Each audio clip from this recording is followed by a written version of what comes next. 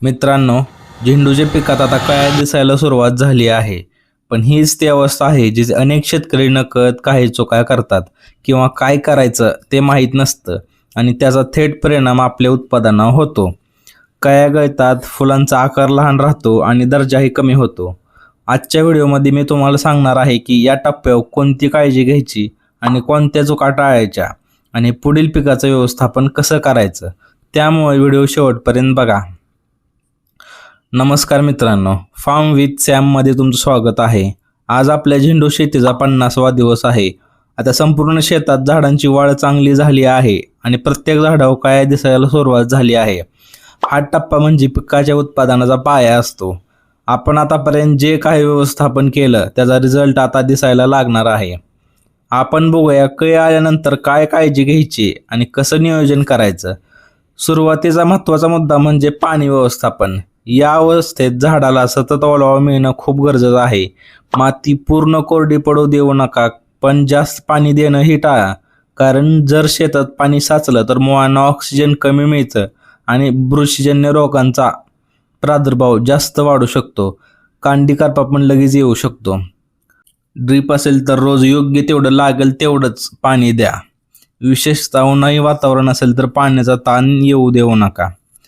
पुढचा महत्त्वाचा मुद्दा म्हणजे खत व्यवस्थापन. हा एकदम महत्त्वाचा मुद्दा आहे, कारण या टप्प्यावर झाडाला सर्वात जास्त गरज असते ती पोटॅशची. पोटॅशमुळे फुलांचा आकार चांगला होतो, फुलांचा रंग अधिक आकर्षक दिसतो आणि फुलं जास्त दिवस टिकतात. याशिवाय झाडाची ताकदही वाढते. गरजेनुसार 13-0-45 किंवा 00-50 यासारखी पोटॅशयुक्त खतं ड्रीपमधून देत जावा. जर कॅल्शियम किंवा सूक्ष्म अन्नद्रव्यांची कमतरता असेल तर ती पण देणं खूप महत्त्वाचं आहे, कारण मुळांची वाढ पण तेवढीच महत्त्वाची असते. जेवढी पांढरी मुळी चालेल तेवढं झाड जास्त ताजं आणि निरोगी राहतं. खताचं प्रमाण नेहमी आपल्या जमिनीची स्थिती आणि कृषीतज्ञांचा सल्ला घेऊनच ठरवा. तिसरा मुद्दा म्हणजे थ्रिप्स आणि इतर किडी. आता कळ्या येताच थ्रिप्सचा प्रादुर्भाव वाढण्याची शक्यता असते. थ्रिप्स कळीवर रस शोषतात, त्यामुळे फुलं व्यवस्थित उमलत नाहीत. कधीकधी फुलांचा आकारही कमी राहतो. म्हणून दररोज शेतात जाऊन चेक करत जावा. पानांच्या मागच्या बाजूला आणि कळ्यांवर नीट निरीक्षण करा. प्रादुर्भाव जास्त होत असेल तर कीटकनाशकाची फवारणी करा.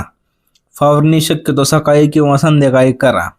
तसं फुलं उमलले की फवारणी संध्याकाळी घेत जावा, कारण दिवसभर मधमाशी फिरत असते. चौथा मुद्दा म्हणजे रोगांपासून संरक्षण.